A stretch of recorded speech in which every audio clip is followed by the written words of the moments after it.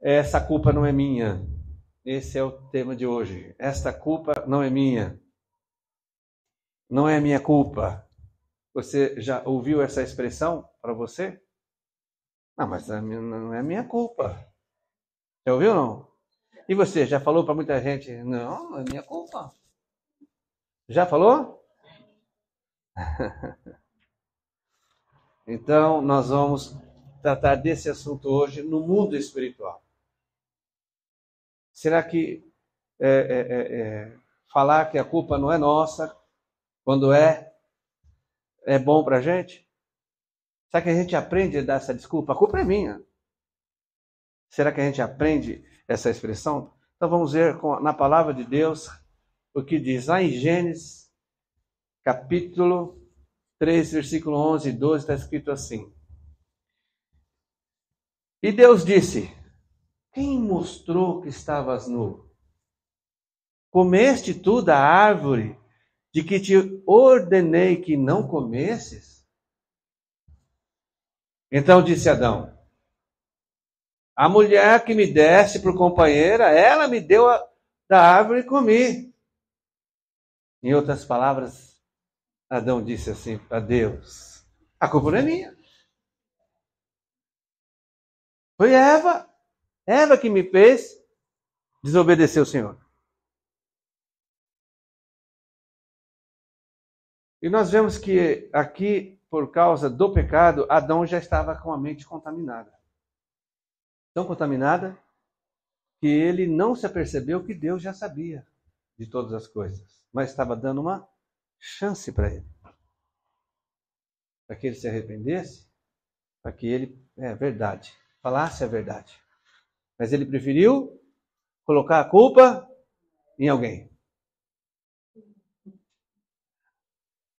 Então, às vezes nós fazemos assim também. Não, eu não errei. Você que me fez errar. Hein?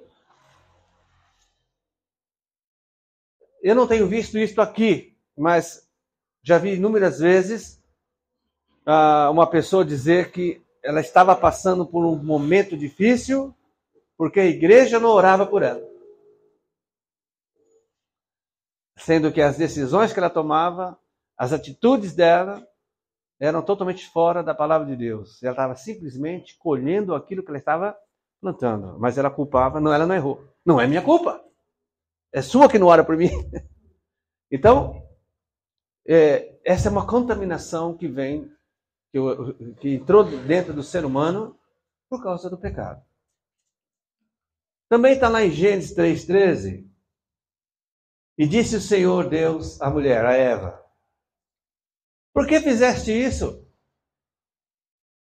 E disse a mulher: a serpente me enganou e eu comi. Não é minha culpa. A culpa é da serpente. Mais uma vez, a serpente me fez errar. Também Eva esqueceu que Deus sabe todas as coisas. Deus estava dando também uma oportunidade para ela.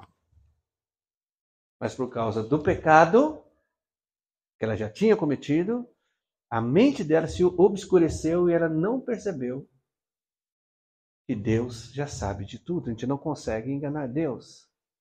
Não deveríamos nem tentar. Mas isso no dia a dia acontece muito, né? Nós vimos uma pessoa errar e quando você vai falar da pessoa, poxa, você fez isso, mas também você acaba querendo jogar nas suas costas. Você está alertando a pessoa joga para você. Mas você que... Ou então foi...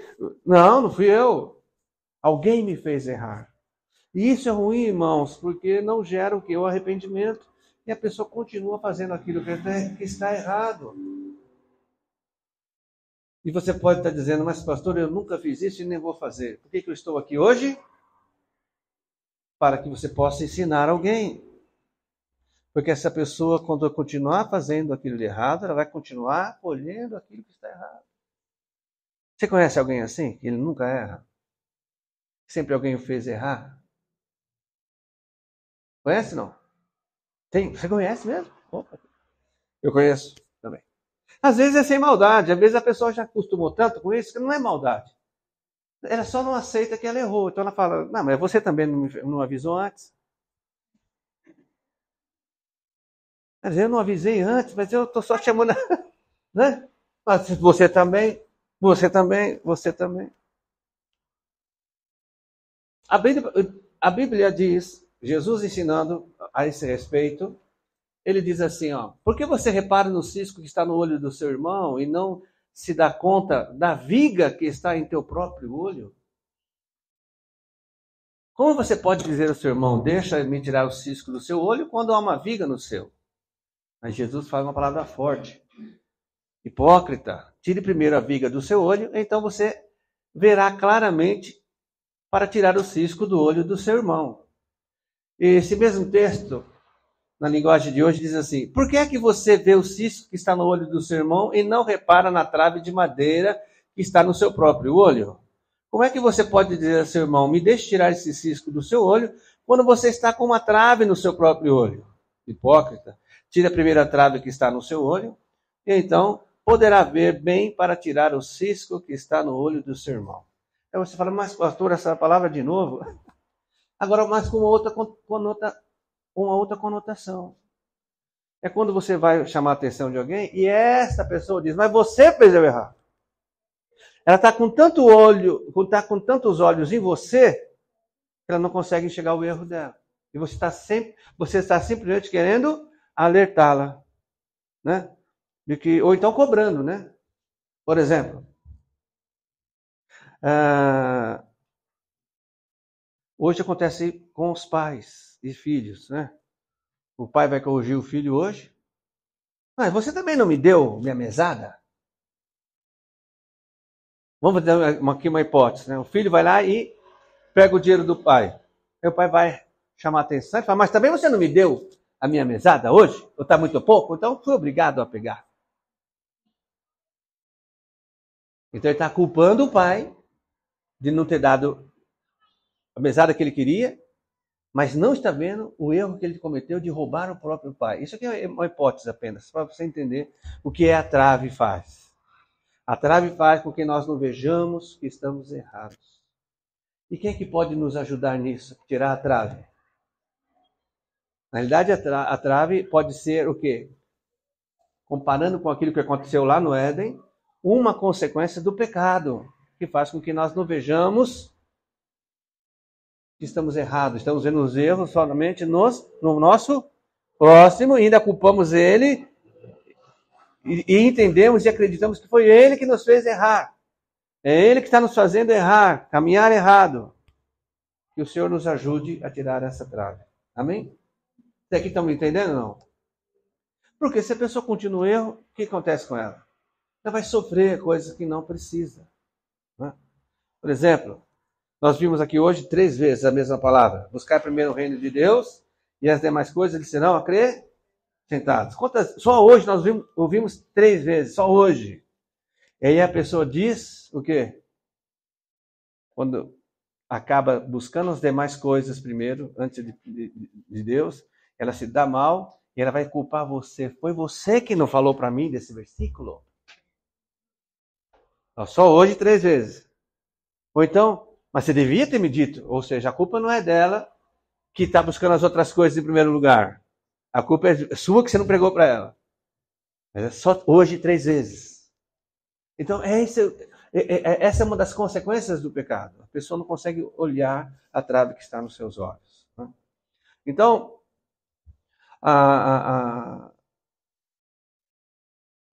Bíblia diz que nós nascemos de novo. E quando nós nascemos de novo, nós temos o quê? A possibilidade de nos livrar de todas essas coisas ruins, para que nós possamos alcançar as outras vidas que estão próximas de nós. Uma coisa assim, se você conhece alguém, ou se você já viu alguém que entregou a vida para Jesus, ou ela disse que entregou a vida para Jesus há 1 ano, mas aonde ela trabalha e na família dela ninguém sabe que ela é cristã, tem alguma coisa errada. O que será que está errado? Será que ela tem vergonha que descubra que ela é cristã? Então ela já é o famoso cristão secreto. Hein? Cristão secreto é um perigo para quem está ao lado dela. Não para ela, porque se ela for cristã mesmo, né? se ela conseguiu resistir o espírito, se ela conseguiu mesmo e ela não deixa que ninguém descubra, é um perigo para as pessoas que estão em volta dela, porque Deus, Jesus colocou ela ali para ser luz e ela não está brilhando e essas pessoas continuam nas trevas. E se morrerem assim, segundo a Bíblia, vão para o inferno. Então, uma pessoa que não quer que ela seja descoberta na sociedade, que ela é cristã, ela é um perigo para as pessoas que estão em volta dela. Porque Deus tem os seus escolhidos. Ele escolheu para que ela estivesse ali para falar dele. Se ela não fala, quem vai sofrer são aquelas que não ouvirem de Jesus. Vamos orar também nas nossas orações por essas pessoas. Amém?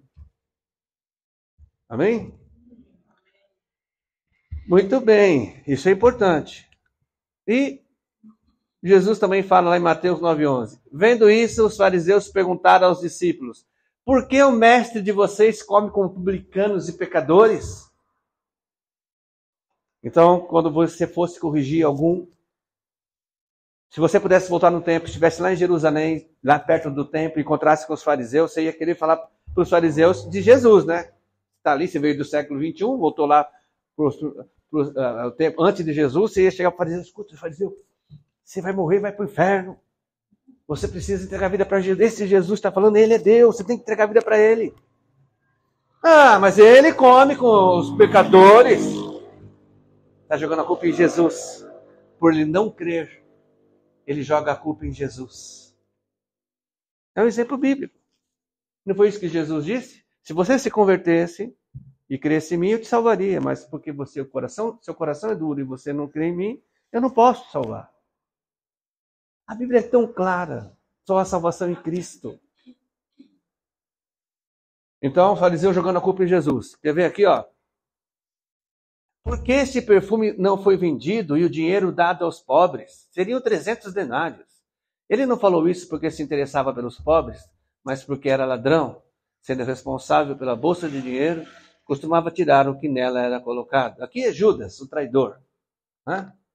Então, aqui Judas também, querendo ficar com o dinheiro, ele falou: a culpa é dela. Jogando esse perfume caríssimo sobre Jesus, sobre os pés de Jesus, a culpa é dela, não é minha. Né? Então, nós vemos que há muitos exemplos na Bíblia de a pessoa não assumir que errou, mas querer jogar a culpa para um terceiro. Né? Você vê, ao contrário, primeiro Cristo nunca pecou. Mas quando Jesus diz que tem homens segundo o coração dele, como Davi, por exemplo, Davi, quando pecou, ele colocou a culpa em quem? Em ninguém. Ele disse: eu pequei. Então, o coração que agrada a Jesus é aquele que sabe, que se arrepende, né? E luta para ver se consegue reverter o mal que ele fez pelo seu erro. Mas não deixar culpar fulano, culpar ciclano. Que a gente, pelo menos nós que estamos aqui, não façamos mais isso se fizermos algum dia. E se nós nos depararmos com alguém que está fazendo, que a gente possa orar primeiro por essa pessoa. Que se você for falar para ela, se você falar para uma pessoa que faz isso, pô, você só joga a culpa no outro, aí ele vai ter um jeito de acusar você, que é por sua culpa, que você também faz isso. Tem que orar, né? E finalmente, porque se nós nos julgássemos a nós mesmos, não seríamos julgados. É claro que você vai falar: não, pastor, mas aqui está falando lá da Santa Ceia, né? Que no dia de Santa Ceia, se nós julgarmos a nós mesmos, ou seja, se nós olharmos, se nós já entregarmos a vida para Jesus, nós não vamos passar por julgamento final. Sim, é verdade. Mas serve para esse tema também. Né? A culpa não é minha. Porque se se fosse alguém detectar, ou o próprio Espírito detectar, para falar para nós que nós estamos errados, se eu olhasse para dentro de mim, puxa, é verdade, eu não devia ter feito, ou vou fazer isso. Isso aconteceu comigo 2 semanas atrás, 3 semanas atrás, e o Senhor me chamou a atenção. Falei, sim, Senhor. Eu não podia julgar, né? Eu falei, também, Senhor, o Senhor deixou para acontecer isso? Né? Aí tem gente que culpa Deus. Tá, mas nem Deus tinha que permitir uma coisa dessa? Peraí. Você está culpando Deus? Você fez isso porque Deus permitiu? Foi isso? É isso? Você só tomou essa atitude porque Deus permitiu? Então você errou porque Deus permitiu essa situação, então você errou. E está culpando Deus. Então, o Senhor me mostrou isso e eu falei, então, eu me arrependi e tomei uma outra atitude. E isso é muito bom para a gente fica muito... A gente é sarado por dentro, né? Então, que a gente possa fazer uma análise da gente mesmo. A gente tem um versículo, irmãos, que diz assim, ó: aquele que comigo não ajunta, espalha. O Senhor nos chamou para juntar as pessoas para Ele e não espalhar. Quem espalha é o diabo. Toda vez que você estiver numa situação de espalhar, é o diabo que está ali. Mas quando é para você ajuntar, para você congregar, amar, isso é do Senhor. Tá bom? Então não se esquece disso.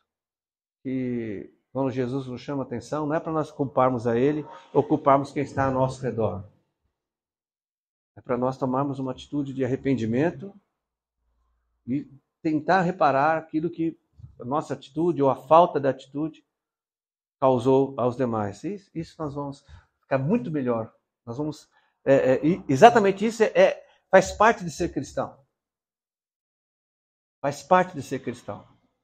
E se você conhece alguém assim, primeiro ore e depois pode falar. Ore primeiro, né?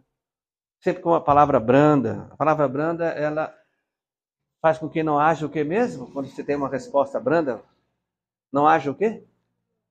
Hã? O que é furor? Ou seja, que não haja confusão, contenda, não haja briga, né? Você já chega já chutando tudo, jogando tudo para cima, a pessoa fala, mas Jesus não está nisso. Aí não, olha só um exemplo disso, né? Aí você chega, quer chamar a atenção, já quebra tudo, chama a pessoa, manda a pessoa para o inferno, e aí a pessoa fala, não, mas você é cristão fazendo assim? Aí a pessoa fala, não, mas está escrito lá na Bíblia que Jesus também derrubou as barraquinhas lá no templo e tal. Ou seja, está jogando para Jesus a culpa. Entendeu? Não é culpa dela que ela está sendo contrário ao que a Bíblia manda. Está culpando Jesus, porque Jesus fez isso. Não quer saber qual era o motivo, qual era a situação, né? Então é isso, irmãos. Não jogar a nossa culpa, quando houver, nos outros. E muito menos em Deus, né? Tá bom? Que Deus abençoe essa palavra no teu coração, nesse culto da família. Porque esses ensinamentos é para a gente usar na família também, né? É que o Senhor venha curar a nossa família cada vez mais. A Márcia falou que nós temos familiares ainda que ainda não acreditam que Jesus é Deus. Né? Pega os versículos ali isolados e fala, tá vendo? Jesus é o Filho só. E Jesus disse, eu sou o único caminho. É como se eu falasse assim, ó, ele não é o Bruno, não. Ele é o Bruno, mas não é o Bruno. Né? Se eu falar, não, esse aqui é o pastor Zé Carlos, mas não é ele. Eu vou ficar bravo. E assim que faz com Jesus. Não, é Jesus. Mas ele não é Jesus. Mas ele não é Deus. Jesus morreu por nós. Sendo Deus, se transformou em humano só para pagar o preço por nós. E a pessoa vem e fala, não, é Jesus, mas não é Jesus. Como é que fica essa situação, né? Então, uma outra palavra que veio para nós hoje, essa aqui depois, só para você saber, o fato de uma pessoa só dizer que é cristã não significa que ela é. O fato de uma pessoa estar na igreja, não importa o tamanho, não significa que ela é cristã. Quem disse isso? Quem sabe? Quem? Não. Não, Paulo falou uma coisa diferente. Ele falou assim, vós que tem o Espírito Santo, ou seja, vós que sois salvos, aí ele fala, se é que tem o Espírito Santo. Ou seja, ele falou o quê? Se é que você é salvo. Mas essa primeira frase que eu falei, que pessoas que hoje estão dentro da igreja, que se dizem cristão, podem não ser, quem disse isso? Foi o próprio Senhor Jesus. Ele disse, nem todos que me dizem Senhor, Senhor, entrarão no reino de Deus. Olha, aonde é que alguém chama Jesus de Senhor? Não é na igreja? Não é só aqueles que se dizem cristãos? Então o Senhor está falando dos religiosos. Os religiosos falam, Senhor, Senhor, mas nunca, na realidade, entregaram a vida para Jesus. Esses não entrarão no reino dos céus. No dia do julgamento, né? Tiveram toda a oportunidade e não entrarão. Né? Esses dias falaram de novo do coitado do índio. Foi para Márcia. Ah, mas é o índio, Márcia. O índio, como é que o índio vai para o inferno? Nunca ninguém falou para ele lá. A receita é sempre a mesma. Você se converta, entrega a vida para Jesus, arruma sua mochila, pega o avião e vai para o Amazonas e prega para o índio. Se você ama tanto o índio assim, é o único jeito do índio ir para o céu. Não tem outro jeito. Ah, mas tadinho do índio está andando só de tanga tal, e come banana, e essas coisas todas. Vai! Porque Deus, põe uma coisa na sua cabeça, eu vou falar isso no chá, viu? Deus não manda ninguém para o inferno. O homem já nasce indo. Pelo contrário, Deus pagou o sacrifício do homem para que o homem não fosse. Aí o homem fala, não quero saber. Não quero saber disso. É como se você tivesse um antídoto para uma doença mortal. Você chega para a pessoa que está morrendo e fala, ó, aqui eu comprei um antídoto. A pessoa fala, eu não quero saber de antídoto nenhum. Vai para lá com o seu antídoto. Foi você que matou ela? Foi você? Não, pelo contrário, você pagou o preço do antídoto, quis oferecer para a pessoa não quis, então ela continua morrendo e vai morrer. É isso que acontece. Então, se a pessoa ama muito o índio, muito, pega o avião e vai até lá, atravessa o mar, o barco, e chega lá, sem medo de ser comido pelos índios, porque tem muitos que são canibais, sem medo, mas prega para ele, igual teve. Há muitos anos atrás, um casal de missionários foi para uma ilha pregar o evangelho, e lá tinha canibais. Mataram a esposa dele. Ele teve que sair correndo, mas ele voltou anos depois e pregou, e hoje aquela ilha, todos os indígenas são cristãos. Mas é um preço a pagar. Agora só ficar com coitado e orar para Deus, mesmo que nunca ninguém ouviu, salva o Senhor, porque você vai olhar para o coração, isso é antibíblico. Tá bom, irmãos? Então que essa palavra fique no nosso coração e possamos empregá-la hoje, a partir de hoje sempre. Amém.